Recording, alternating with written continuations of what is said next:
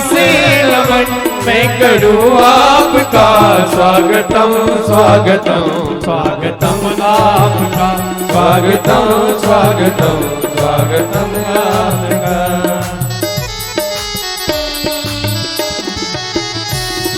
बोले जगतगुरु शंकराचार्य भगवान की जय हो। द्वारिका शारदा पीठाधीश्वर जगतगुरु शंकराचार्य भगवान की जय हो।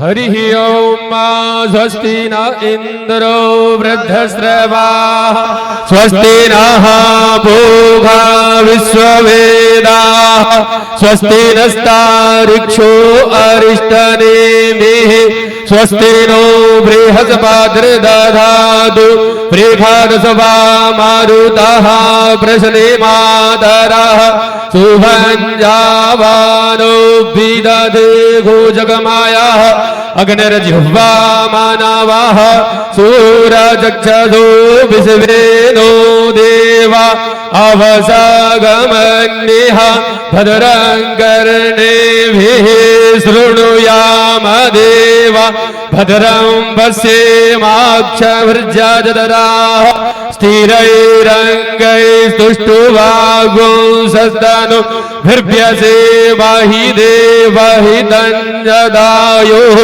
शतमेन्दु शरदु अन्ति देवा जतरा नश्चकराजरसन् तनूनां पुत्रासो जतरा पितरो भवन्ति मानु मध्यारेरिखदायुर्गन्तोः आदितिर्द्यौरादितिरन्तरिक्षादिर्माता स पिता स पुत्रः विश्वे देवा अदितिः पञ्चजना अदितिर्जातमादिर्जानतवां द्यौः शान्तिरन्तरिक्षगो शान्तिः पृथिवी शान्तिरापः शान्तिरोषधयः शान्तिः वनस्पतयः शान्तिर्विश्वे देवाः शान्तिर्ब्रह्म शान्तिः सर्वगो शान्तिः शान्तिरेव शान्तिः श्यामा शान्तिरेधि सुशान्तिर्भवतु। बोले पूज्य शंकराचार्य भगवान की जय हो। ध्येयं सदा परिभवग्नमभीष्टदोहम् ध्येयं सदा परिभवग्नमभीष्टदोहम् तीर्थास्पदं शिवविरञ्चनुतं शरण्यम् प्रत्यार्तिहं प्रणतबालभवाब्धिपोतम् वन्दे महापुरुषते चरणारविन्दम्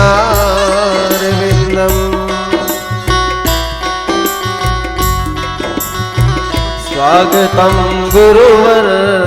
सब लोग हाथ ऊपर उठा करके गुरुदेव के चरणों में कोटि कोटि नमन करते हुए स्वागतम गुरुवर सुस्वागतम गुरुवर। तालियों से स्वागत करते हुए स्वागतम गुरुवर सुस्वागतम गुरुवर स्वागतम सुस्वागतम शरणागतम गुरुवर स्वागतम सुस्वागतम शरणागतम गुरुवर स्वागतम गुरुवर सुस्वागतम गुरुवर स्वागतम गुरुवर सुस्वागतम गुरुवर।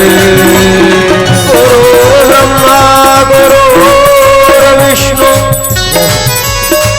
गुरु देवो महेश्वर गुरु साक्षात् परब्रह्म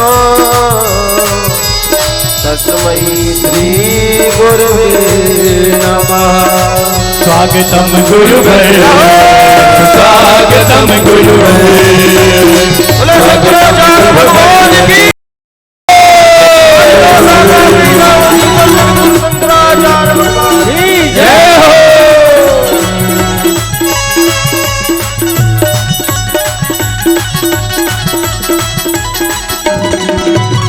जय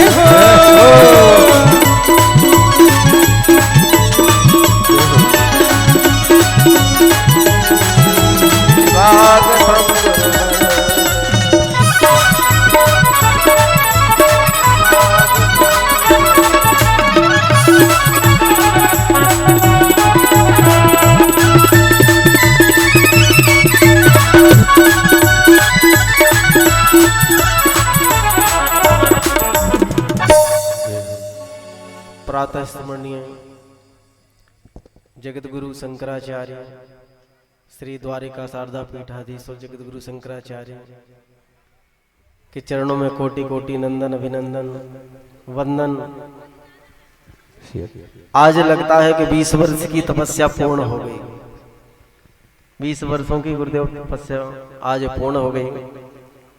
कभी कभी सोचता था कि सदगुरु के सामने मैं तो एक छोटा सा दीपक हूँ, गुरुदेव तो हमारे सूर्य के समान प्रकाशित हैं और गुरुदेव की बड़ी कृपा है हम सब के ऊपर कि आज भगवान शंकरम शंकराचार्यम के समम वाद नारायणम सूत दास कृतौ वंदे भगवंतौ पुनः पुनः।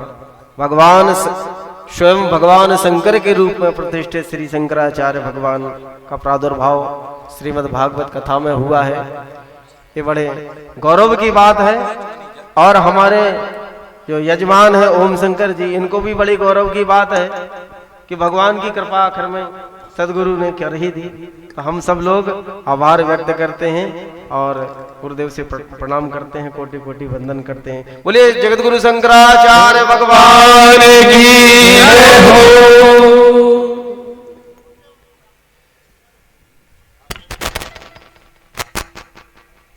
हरि ओम श्री पुनन्दुमां देवजनाः पुनन्तु मनसा धियः पुनन्तु विश्वाभूतानि जातवेदाः पुनीहि मां हस्तौ प्रक्षाल्याः त्राचम्याः ॐ केशवाय नमः ॐ नारायणाय नमः ॐ माधवाय नमः हस्तौ प्रक्षाल्याः ऋषिकेशाय नमः।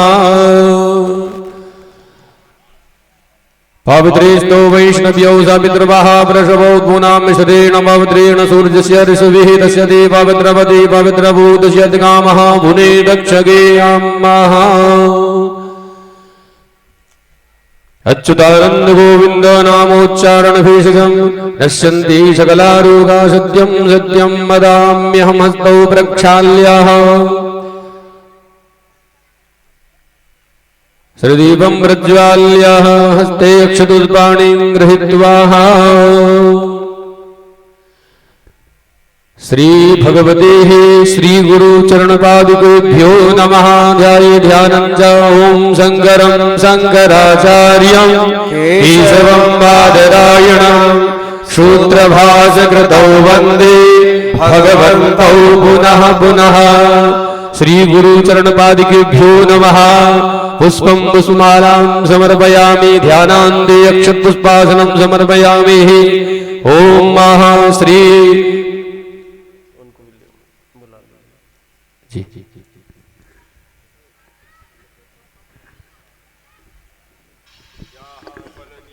अफला अबुपाजस्रविणेः बृहस्पति प्रसूदास्तानो मुञ्चन्तु गुंहसः। श्री ध्यानान्ते अक्षतपुष्पासनं समर्पयामि आत्मनियं जलं समर्पयामि। पाद्योः पाद्यं हस्तयोर्घ्यं मुखे आत्मनियं सर्वाङ्गेषु स्नान्यं जलं समर्पयामि। श्री गुरुचरणपादुकेभ्यो नमः। पुनः श्री षड्भुवचाराद्य जलगंध गंधम समर्पयामि। ओम द्वां गंधर्वागण द्वामिंद्र द्वां बृहस्पति द्वामोखदेशो मो राजा विद्वान् क्षमादामुच्यताः। श्री गंधम विलेपयामि अक्षतां समर्पयामि पुष्पं पुष्पमालाञ्चाः। ओम मोखदेः प्रतिमोदध्वं पुष्पवदेः प्रसूवरेः अस्वा इव साद्वारिर्विरुदः पारैष्णवः पुष्पं पुष्पमालां परिधावयामि। वस्त्रो परिवस्त्रं च समर्पयामि। ओम जुवासुवासा परिवेदयागात्सौ श्रेयान् भवति जायमानः तं धीराशः कवयो वन्दयन्ति स्वाध्यो मनसः देवयन्तः। श्री गुरु चरणपादुकेभ्यो नमः। वस्त्रो परिवस्त्रान्तेः पुष्पं पुष्पमालां च सम्पूजयामि नमस्करोमि। अज्ञानतिमिरान्धस्य ज्ञानाञ्जनशलाकया जाओ बोले जगत गुरु शंकराचार्य भगवान की जय हो।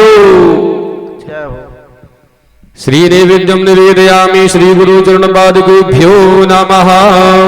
धूपं दीपं च दर्शयामि हस्तो प्रक्षाल्य नैवेद्यं निवेदयामि। अथ श्री आरार्दिक्यं महाज्वालामालिन्यै नमः।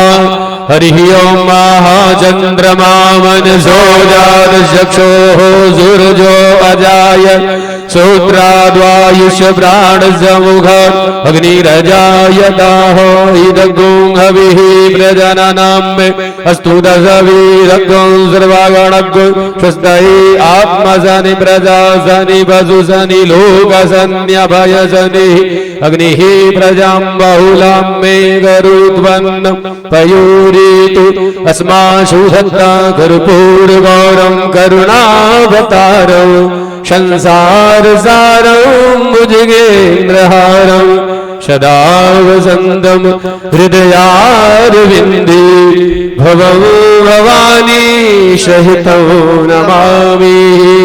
ओम जले शीतलीकरणं आराधुक्यं समर्पयामि।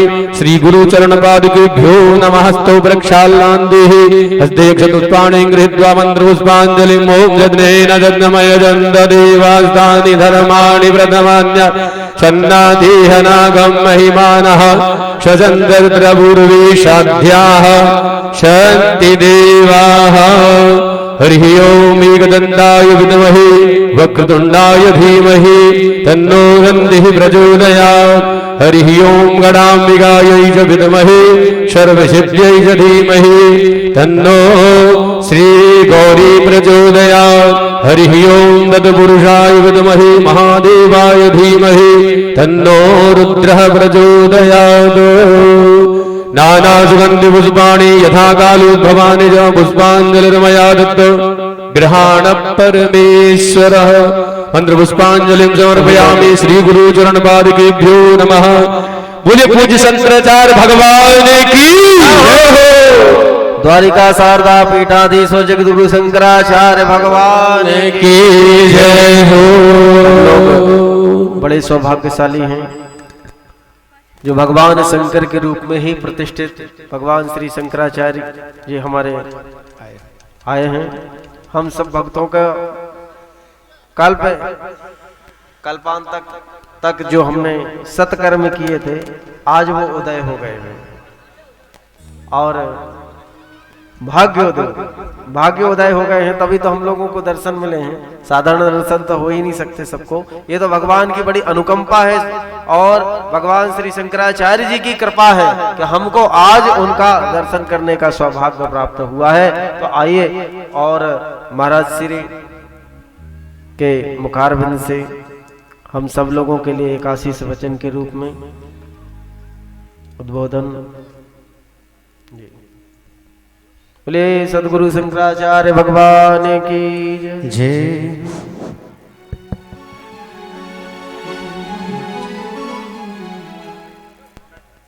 श्रीमन्महागणाधिपतये नमः। मंगलमूर्तये नमः। श्री गुरुचरण कमलेभ्यो नमः।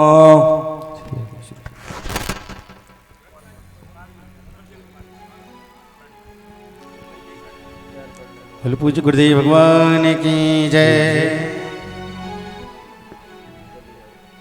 बड़े सौभाग्य की बात है आप लोग द्वारका शारदा पीठ शंकराचार्य जी महाराज का दर्शन प्राप्त कर रहे हैं और श्रीमद् भागवत की कथा का जब जीव के जन्म जन्मांतर युग युगांतर के पुण्यों का उदय होता है तब उसको श्रीमद् भागवत की कथा का श्रवण करने का अवसर प्राप्त होता है। जन्मांतरे भवेत पुण्यम तदा भागवतम लभेत। और यह देव दुर्लभ श्रीमद् भागवत की कथा आप लोगों को सुनने को मिल रही है। महाराज श्री का अमृत वचन प्रारंभ हो उसके पूर्व बिरदावली होगी। आप लोग शांति पूर्वक बैठ जाएं यथास्थान। सजयति सिंधुर्वदनो देवो यत्पाद पंकज स्मरणं वासर्मणिरिव तमसां राशिन्नाशयति विघ्नानां। नारायण समारंभां शंकराचार्य मध्यमां अस्मदाचार्य पर्यन्तां वन्दे गुरुपरम्परां। श्रीमत्परमहंस परिव्राजकाचार्य वर्याः पदवाक्य प्रमाण पारावार पारीणाः यम नियमासन प्राणायाम प्रत्याहार धारणा ध्यान समाध्यष्टांग योगानुष्ठान निष्ठाः तपश्चर्याचरण चक्रवर्तिनः अनादि गुरु परंपरा प्राप्त वैदिक धर्म प्रचारण परायणाः सकल दर्शन समन्वित वेद वेदांत सिद्धांत प्रतिपादकाचार्याः निगमागम सार हृदयाः सर्वतंत्र स्वतंत्राः वर्णाश्रम सदाचार शिक्षकाः विश्व कल्याण मानसाः अखंड भूमंडलाचार्याः अनंत श्री विभूषित जगद्गुरु श्रीमदाद्य शंकराचार्य भगवत्पाद स्थापित मर्यादा पोषण परायणाः परापर विद्या विद्योतितान्तःकरणाः गोमती तीरवासिनः पश्चिमाम्नाय द्वारका शारदा पीठाधीश्वराः अनंत श्री विभूषित जगद्गुरु शंकराचार्य स्वामी श्री सदानंद सरस्वती स्वामी वर्याः विजयन्ते तराम। धर्म की अधर्म का प्राणियों में विश्व का गोहत्या गौ माता की पूज्यपाद जगद्गुरु शंकराचार्य भगवान की हर हर महादेव। आप लोग यथास्थान बैठ जाएं, महाराज श्री का अमृत वचन प्रारंभ होगा। बड़े शांत और भाव से सब लोग बैठे, क्योंकि आज स्वयं सब लोग प्रणाम करके नीचे चले जाएं।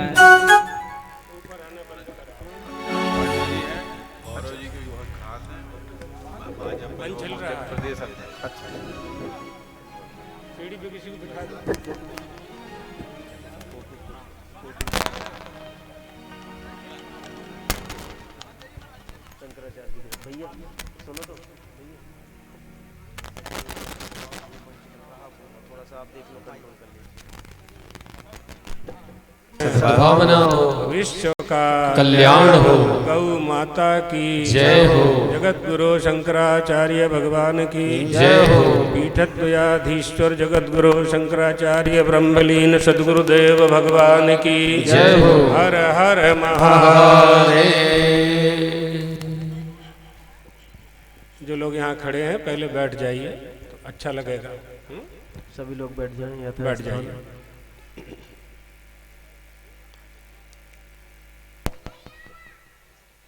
श्रीमद् भागवत महापुराण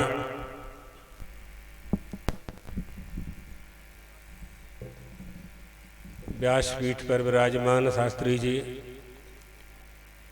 हमारे बड़े गुरु भाई ब्रह्मचारी सुबुद्धानंद जी महाराज, संत वृंद,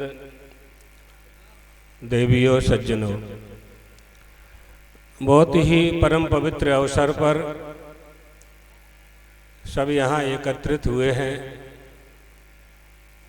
श्रीमद् भागवत महापुराण का आयोजन अर्थात श्रीमद् भागवत के माध्यम से सत्संग का सप्तदिवसीय यह कार्यक्रम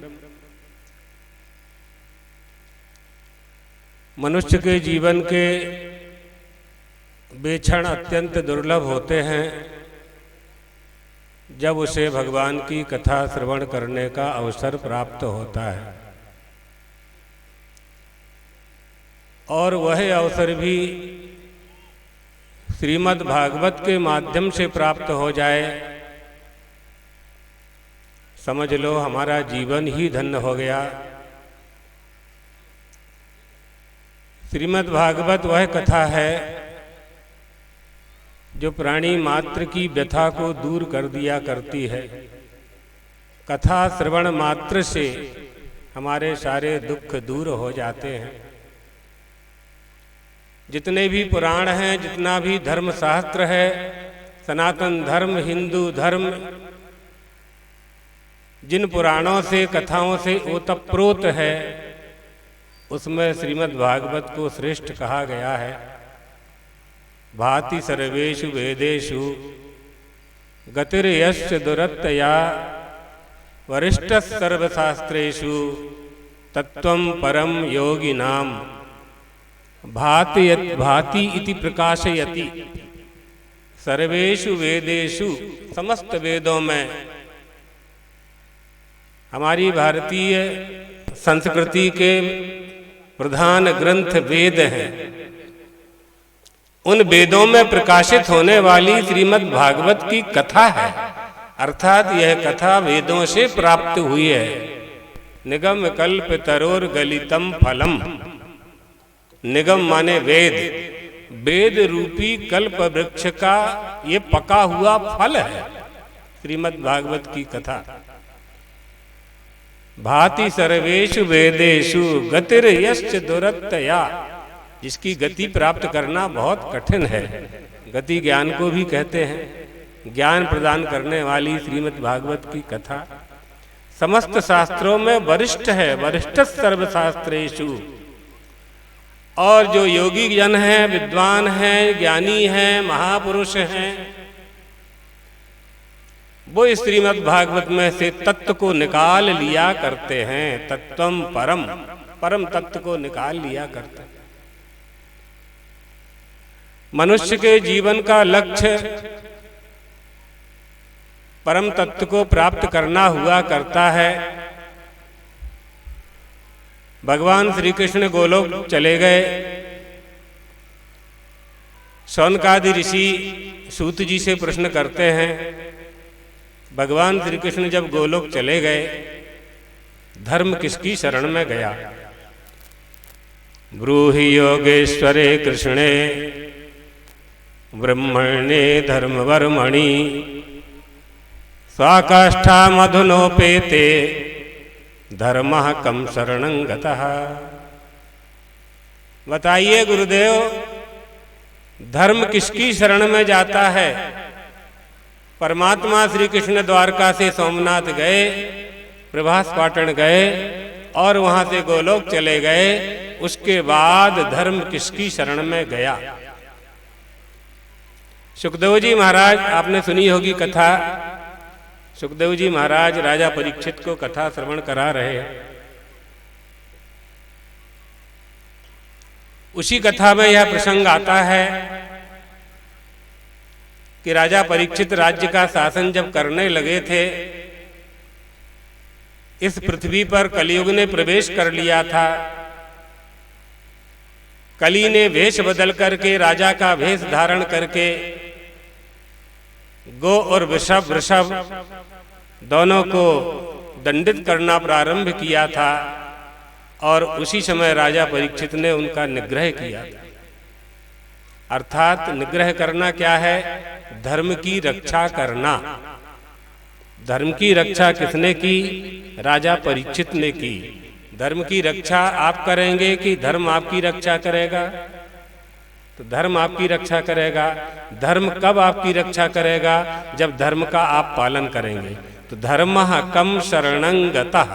धर्म किसकी शरण में होता है? धर्म किसका आश्रय लेता है? धर्म किसके साथ रहता है? जो धर्म का पालन करते हैं। यही बात समझने की है। कथाएं तो बहुत हैं, तत्व की बात जाननी चाहिए। श्रीमद् भागवत ऐसी कथा है जिसमें सब कुछ है। भक्ति भी है, ज्ञान भी है, वैराग्य भी है, योग भी है, सांख्य भी है, सब कुछ है। सारे दर्शन उपस्थित हैं श्रीमद् भागवत की कथा में। आप देखिए, सुखदेव जी महाराज ने सुखदेव जी महाराज ने राजा, आवाज कम करो। सुखदेव जी महाराज ने राजा परीक्षित को श्रीमद् भागवत की ही कथा ही क्यों सुनाई? और कुछ भी सुना सकते थे। राजा परीक्षित को देख लीजिए आप। सुखदेव जी जैसे महान योगी को प्राप्त करके राजा परीक्षित ने अगर इच्छा की होती, पैर पकड़ लेते, मोक्ष मांग लेते, या सर्प के काटने का भय दूर करा लेते, या समीक ऋषि के पास चले जाते, या श्रृंगी ऋषि के पास चले जाते, क्षमा मांग लेते, गलती हो गई, ऐसा अपराध दोबारा नहीं करूंगा। लेकिन राजा परीक्षित ने ऐसा कुछ नहीं किया। जैसे ही उन्हें मालूम पड़ा कि मुझे शाप हो गया है, मैं शापग्रस्त हो गया हूं और 7वें दिन मेरी तक्षक नाग के डंक से मृत्यु हो जाएगी, नाग आएगा, दंश करेगा, जहर चढ़ेगा, मेरी मृत्यु हो जाएगी। ये सूचना उन्होंने जैसे ही प्राप्त की, जैसे ही मिली, अपने जन्मेजय नाम के पुत्र को बुलाया, उसका राज तिलक कर दिया, मुकुट पहना दिया और कुशा की आसन उठाई और गंगा किनारे चले गए। पूरे त्रैलोक्य में कोलाहल मच गया। राजा परीक्षित गंगा किनारे उपवास करने के लिए बैठ गए, तपस्या करने के लिए बैठ गए। सारे मुनिगण आ गए, ऋषि महर्षि देवता सभी इकट्ठे हो गए, एकत्रित होकर के राजा परीक्षित को घेर करके बैठ गए। उसी समय सुखदेव जी महाराज आ गए, विकीर्ण केशः अवधूत वेशः, 16 वर्षीय शरीर उनका, अवधूत का भेष, देदीप्यमान सूर्य के जैसे चमक रहे थे। राजा परीक्षित तो पहचानते नहीं थे, महर्षि जानते थे। महर्षियों ने उठकर के राजा परीक्षित सुखदेव जी महाराज का स्वागत किया, ऊंची आसन पर बैठाया, उन्हें पाद्य अर्घ्य से उनकी पूजा करी और राजा परीक्षित हाथ जोड़कर उनके सामने बैठ गए। पूछने लगे, गुरुदेव मेरे ऊपर दया करने के लिए आप पधारे हैं, मेरी मृत्यु होने वाली है, 7वें दिन मेरी मृत्यु हो जाएगी, मैं मारा जाऊंगा।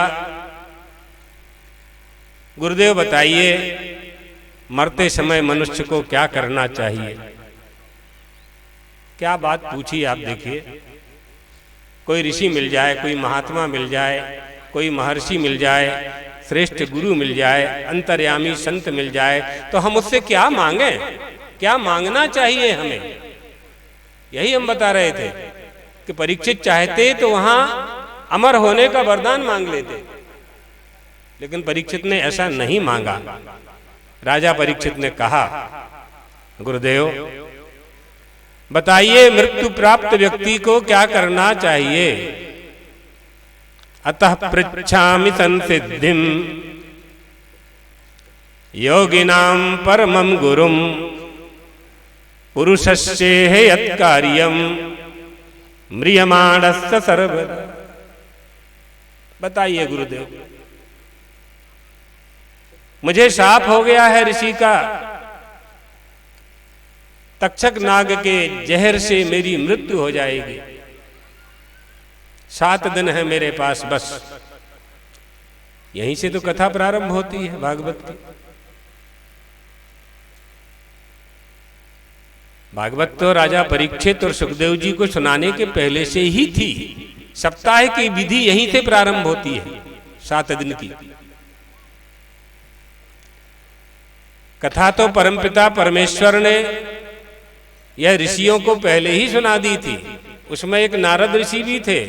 नारद ऋषि ने यह कथा वेद व्यास जी को सुनाई, व्यास जी ने अपने पुत्र सुखदेव को सुनाई, सुखदेव ने राजा परीक्षित को सुनाई।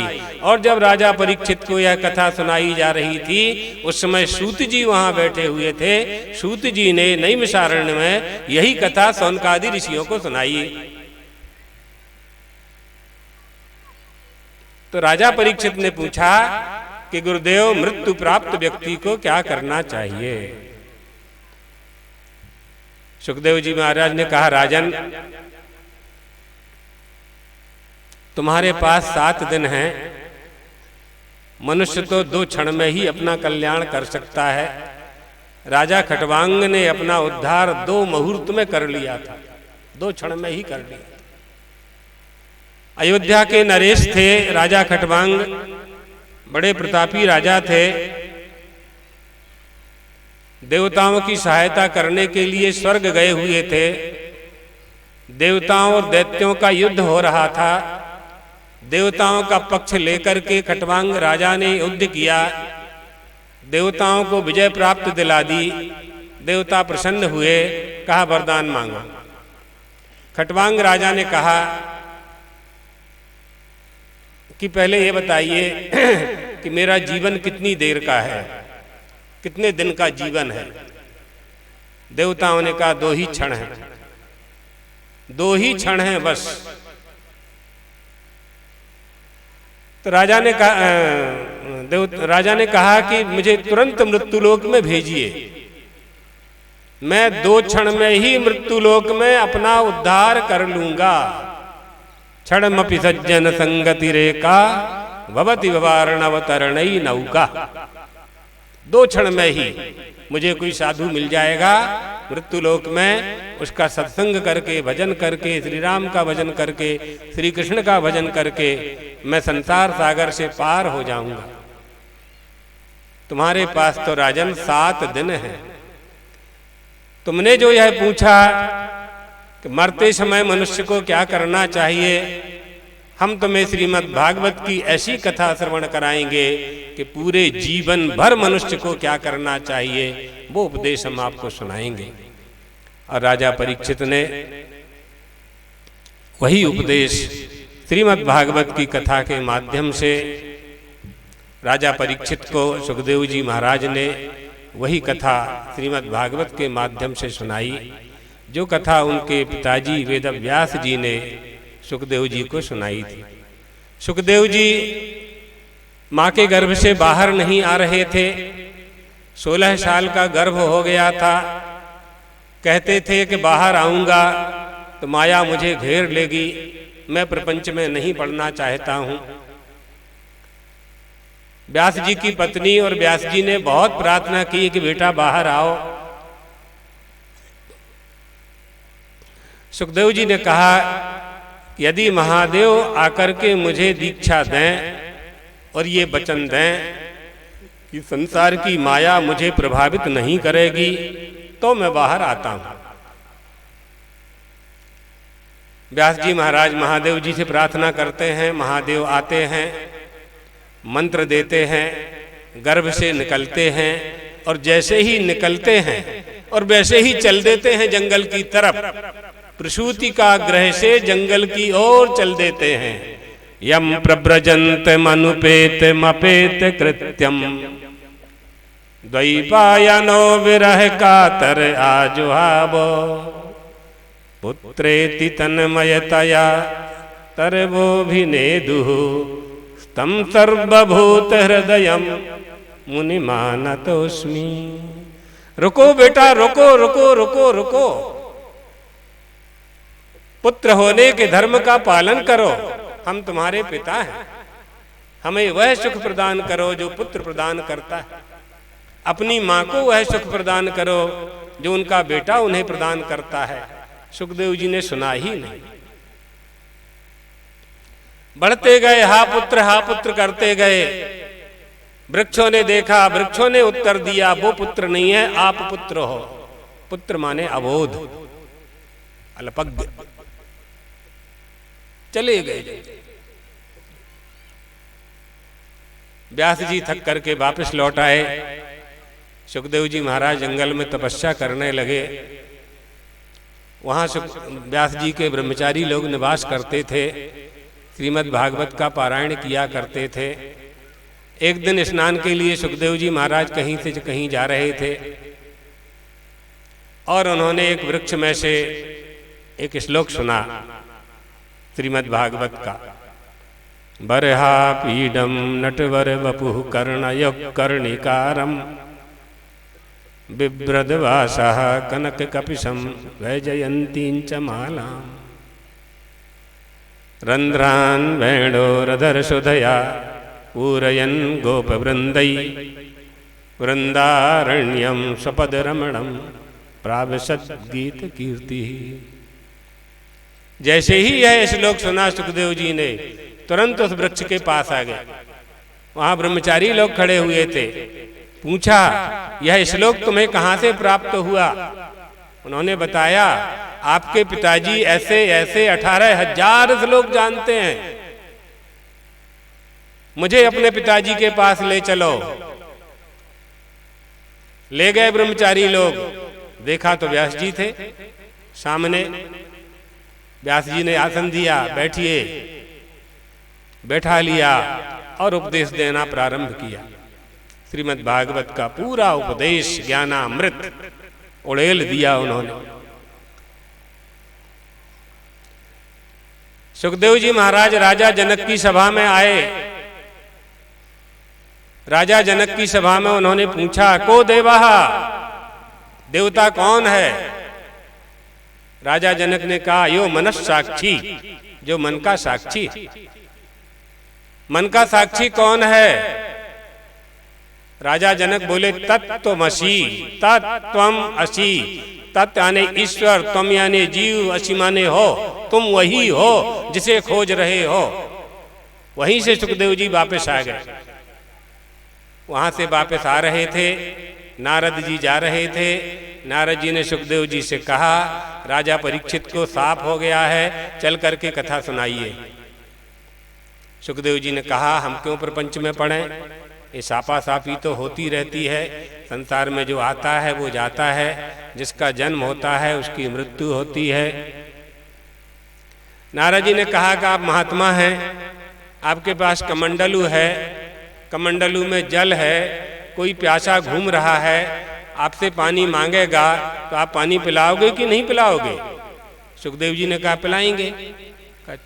तो कहा, चलिए, राजा परीक्षित प्यासा है, श्रीमद् भागवत कथामृत का प्यासा है।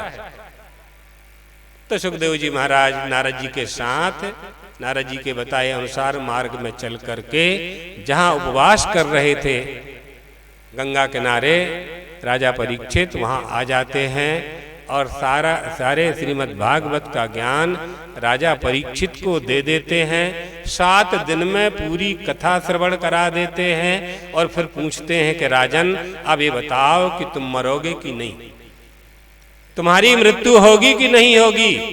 तो परीक्षित कहते हैं, नहीं महाराज, अब हम नहीं मरेंगे, अब हमारी मृत्यु नहीं होगी। तो क्या ऋषि का शाप झूठा हो जाएगा? तो परीक्षित बोले, ना, ऋषि का शाप भी झूठा नहीं होगा। तक्षक नाग आएगा कि नहीं आएगा? आएगा, काटेगा, काटेगा, जहर चढ़ेगा, बोले जहर भी चढ़ेगा। फिर मरोगे नहीं? बोले ना, हम नहीं मरेंगे, हम नहीं मरेंगे। भगवत तक्षका दिव्यो मृत्युभ्यो न विभिन्न हम। आपने ये जो श्रीमद् भागवत की कथा श्रवण करा दी है, इसका जो अमृत पान करा दिया है, अब जहर नहीं चढ़ेगा। मरेगा कौन? अभिमन्यु उत्तरा का पुत्र, पांच भौतिक देह को धारण करने वाला राजा परीक्षित नाम का राजा मरेगा, मैं नहीं मरूंगा। तुम कौन हो? कहा, मैं साक्षी हूं, मैं परीक्षित का साक्षी हूं, मैं श्रृंगी ऋषि का साक्षी हूं, समीक का साक्षी हूं, नाग का साक्षी हूं, जहर का साक्षी हूं, मेरी मृत्यु नहीं होगी। ये अन्नमय कोश, प्राणमय कोश, मनोमय कोश, आनंदमय कोश, विज्ञानमय कोश, इन 5 कोशों को धारण करने वाली यह जो देह है, क्षिति जल पावक गगन समीर से युक्त यह जो शरीर है, ये मरेगा, मैं नहीं मरने वाला। ये श्रीमद् भागवत की कथा। ऐसी कथा के श्रवण से मनुष्य जीवन मुक्त हो जाता है। जीवन रहते हुए भी जीवन से मुक्त हो जाना, देह रहते हुए भी देह धर्मों से मुक्त हो जाना, इसी का नाम विदेह है। श्रीमद् भागवत की कथा में यह क्षमता है। निष्ठा पूर्वक जो कथा सुनते हैं, निष्ठा पूर्वक जो कथा सुनाते हैं, वक्ता श्रोता च दुर्लभा, वैसा यजमान निष्ठा पूर्वक कथा का आयोजन करता है और व्यासपीठ पर वक्ता बैठ करके जब निष्ठा पूर्वक कथा श्रवण कराता है, तो सुनने वाले, कहने वाले प्राणी मात्र का कल्याण श्रीमद् भागवत से हुआ करता है। श्रुत्वा धर्मं विजानाति, श्रुत्वा पापं प्रणश्यति, श्रुत्वा निवर्तते मोहा, श्रुत्वा लाभामृतं लभे। भागवत कथा का श्रवण का फल है। प्रविष्टः कर्णरंध्रेण, कान के मार्ग से कथा जाती है और धुनोति समलम, अंतःकरण के सारे पाप के मैल को धो देती। ये श्रीमद् भागवत की कथा बहुत अच्छा लगा आप लोगों के बीच में आकर श्रीमद् भागवत की कथा और नर्मदा जी के तट पर माँ नर्मदा साक्षात देवी हैं, उनके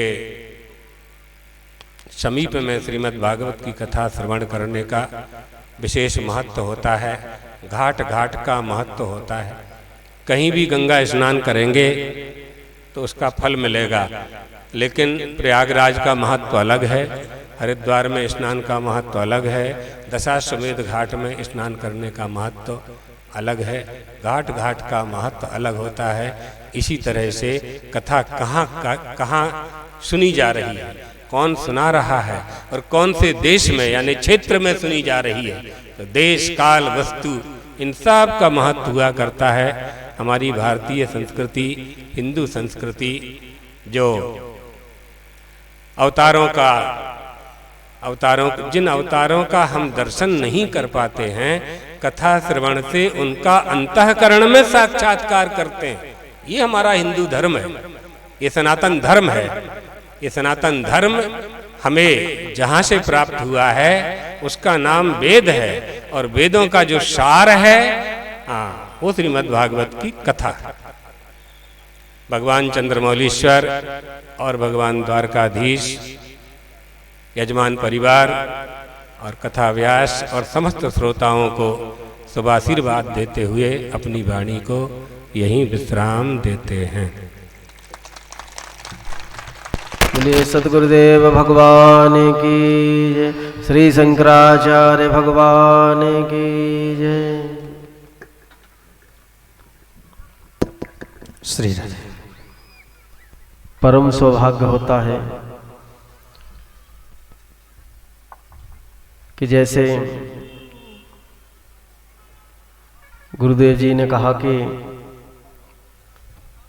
माँ नर्मदा के पावन तट पर बैठे हुए हम लोग इस सब कथा, भगवान की कथा का रसपान कर रहे हैं, और उधर गंगा के पावन तट पर बैठकर के महाराज परीक्षित श्री सुखदेव जी भगवान, जो परमहंसाचार्य श्री सुखदेव जी हैं, उनको कथा भगवान की श्रवण करा रहे हैं।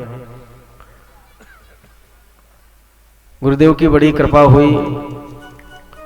ओम शंकर जी जो यजमान हैं और मैं गुरुदेव के पास में गए थे, बड़ी प्रार्थना की और उन्होंने समय निकाल करके आए। ये आज लगता है कि वर्षों की साधना आज पूर्ण हो गई। बोले तालियों से स्वागत करते हो गुरुदेव का। मेरी बड़ी इच्छा होती थी वर्षों से, 20 वर्ष हो गए कि गुरुदेव का सानिध्य प्राप्त होगा और गुरुदेव के बीच में भागवत व्यासपीठ पर बैठ कर के कम से कम उनके सानिध्य में, वो तो सूर्य के समान प्रकाशित हैं, मैं तो एक दीपक भी नहीं हूँ, सूर्य के समान प्रकाशित हैं। पर आज गुरुदेव की बड़ी अनुकंपा हुई कि इस दास को, इस भक्त के मनोरथ को पूर्ण करने के लिए आप कथा में पधारे हैं। तो ऐसा सौभाग्य तो जन्मांतरों के जब पुण्यों को उदय होता है तब कहीं जाकर के मिलता है। और गुरुदेव को प्रणाम करते हैं, कोटि कोटि नमन करते हैं। बोले जगद्गुरु शंकराचार्य भगवान की जय। शारदा पीठाधीश्वर जगद्गुरु शंकराचार्य भगवान की जय।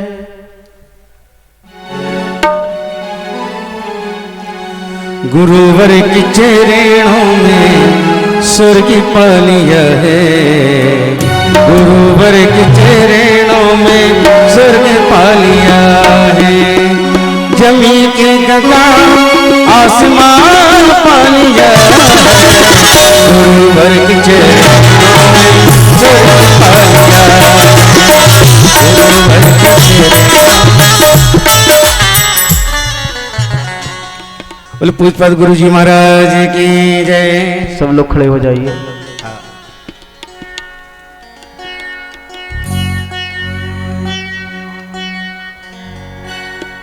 थोड़ा सामने से अलग हो जाइए, सामने से हटिए थोड़ा। जय हो।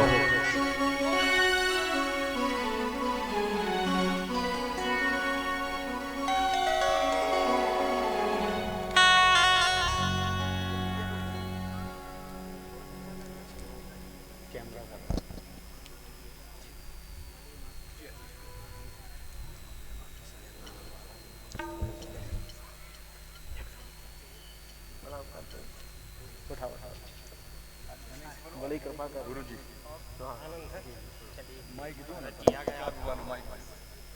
बड़ी कृपा करिए आचार्य जी अपने बस एक सेकंड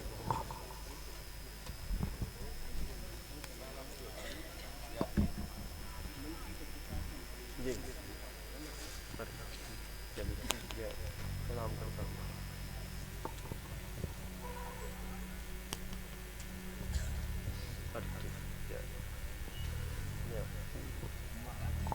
गुरु जी को 2 मिनट जल्दी जल्दी बोलवा पैर पर पड़ना